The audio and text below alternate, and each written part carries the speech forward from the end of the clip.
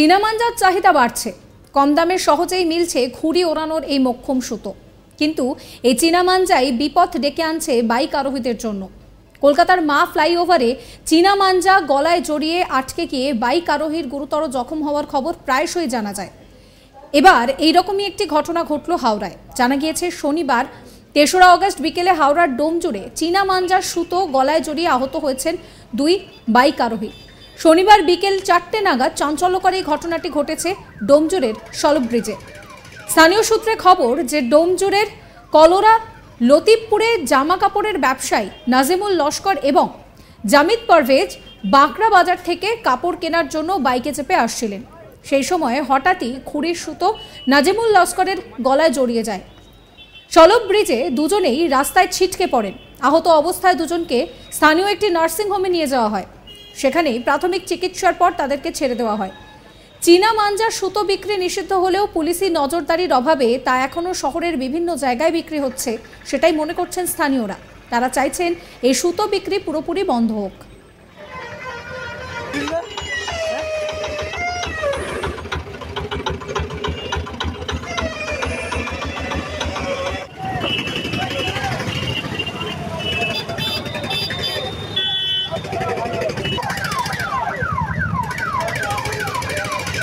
তোমার কোথায় বাড়ি?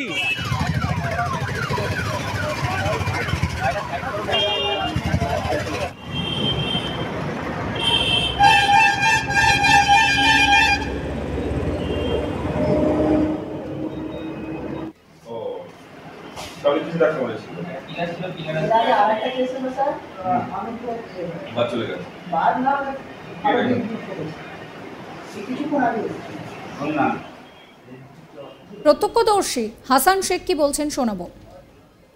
বাঁকড়ায় আসছিল কাপড় কিনতে দুজন মিলে, আর ওই ঘুড়ির সুতো গলায় জড়িয়ে আছড়ে পড়ে যায় এই পর্যন্ত। ওইটা সলভের ব্রিজের উপরে। সলভ বাঁকড়ায় কাপড় কিনতে আসতে গিয়ে ওই ঘুড়ির সুতো গলায় আটকে গিয়ে আছড়ে পড়ে যায় এই পর্যন্ত, অন্য কিছু না। হাতে আর পায়ে একটু নর্মাল ছুট হয়েছে। করলা নতিপুর। দোকানদার বিক্রি করছে, কাস্টমার কিনছে, এতে আর কি করা যাবে। এটা অঘটন ছিল, একটা হয়ে গেছে এই পর্যন্ত। কেমন আছে ওরা? হ্যাঁ, সুস্থ আছে, ঠিক আছে, চিকিৎসা চলছে, সুস্থ আছে।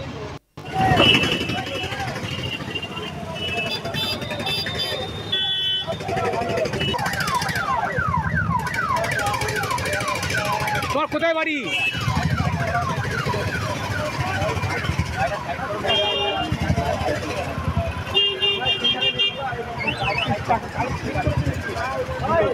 মাঞ্জা সুতো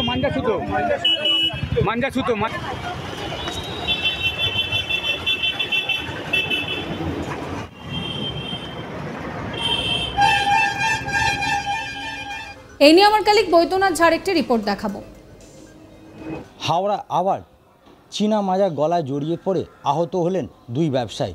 সূত্রে মারফত জানা যাচ্ছে হাওড়া কলোরা ললিতপুরের এই ব্যবসায় যারা জামা কাপড় কেনার জন্য বাঁকড়ায় আসছিলেন, তাদের মধ্যে রয়েছেন ব্যবসায়ী নাজিমুল লস্কর ও জামিদ পারভেজ।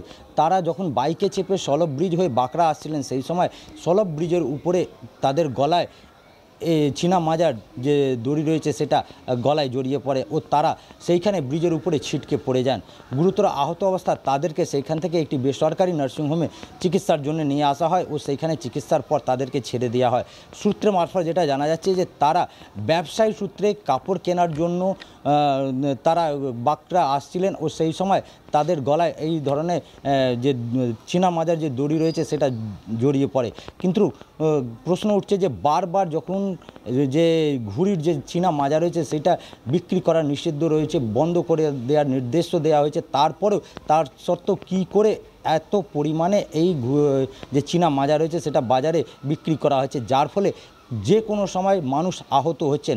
এটা প্রথম নয়, এর আগেও হাওড়াতে বহুবার হয়েছে, কিন্তু তারপরও প্রশাসনের তরফ থেকে কোনো রকম উদ্যোগ নেওয়া হচ্ছে না বলে মনে দাবি করছেন এলাকা মানুষরা। তাদের বক্তব্য যে যদি প্রশাসন ঠিকভাবে তদন্ত করে ও এই বিক্রি যে নিষিদ্ধ রয়েছে, যারা বিক্রি করছে তাদেরকে যদি আটক করেন তাহলে এই ধরনের ঘটনা ঘটবে না। কিন্তু একটা মানুষ যখন বাইক নিয়ে সেই দ্রুত গতি যাচ্ছেন, সেই সময় যখন গলাতে জড়িয়ে পড়ে এই চীনা মাজা, তখন তারা কিছু বুঝতে পারেন না ও ছিটকে পড়ে যান, আর সেই কারণে তারা আহত হয়েছেন। সেই সময় একটা বড়সড় দুর্ঘটনা ঘটতে পারত, কারণ যখন সলভ ব্রিজের তারা আসছিলেন তাদের পেছনে অন্যান্য গাড়ি আসছিল, কিন্তু তারা দেখতে পেয়ে সেখানে গাড়িটা থামিয়ে দেন।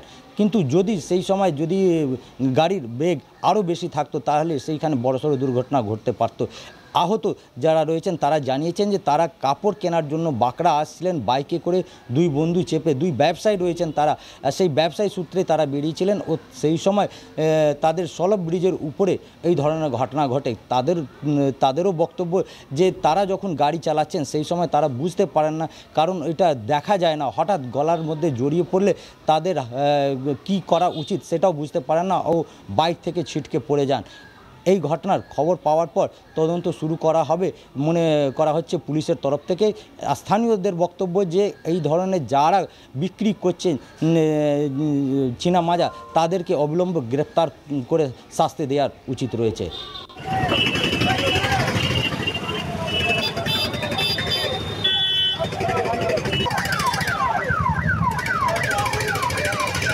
তোমার কোথায় বাড়ি?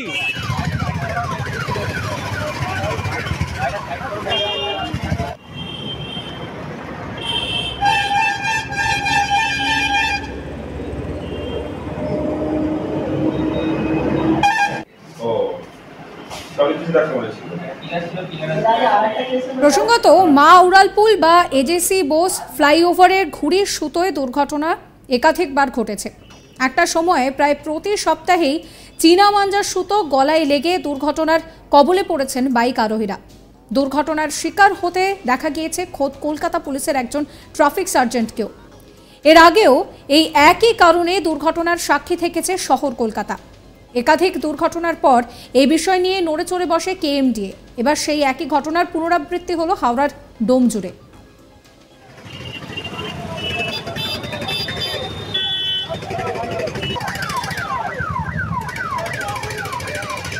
তোমার কোথায় বাড়ি? প্রত্যক্ষদর্শী হাসান শেখ কি বলছেন শোনাবো আপনাদের।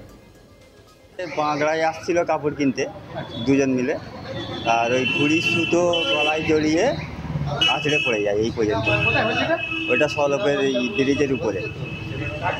সলপ বাঁকড়াতে আসছিল কাপড় কিনতে? বাংলায় কাপড় কিনতে আসতে গিয়ে ওই ঘুড়ির সুতো গলায় আটকে গিয়ে আছড়ে পড়ে যায় এই পর্যন্ত, অন্য কিছু না। কোথায় কোথায় চোট হয়েছে? হাতে আর পায়ে একটু নর্মাল ছুট হয়েছে। কোথায় বাড়ি এটা? করলা নদীপুর। দোকানদার বিক্রি করছে, কাস্টমার কিনছে, এতে আর কি করা যাবে। এটা অঘটন ছিল, একটা হয়ে গেছে এই পর্যন্ত। সাবস্ক্রাইব করবেন আজ তাক বাংলার ইউটিউব চ্যানেলকে, ফলো করবেন হোয়াটসঅ্যাপ চ্যানেলও।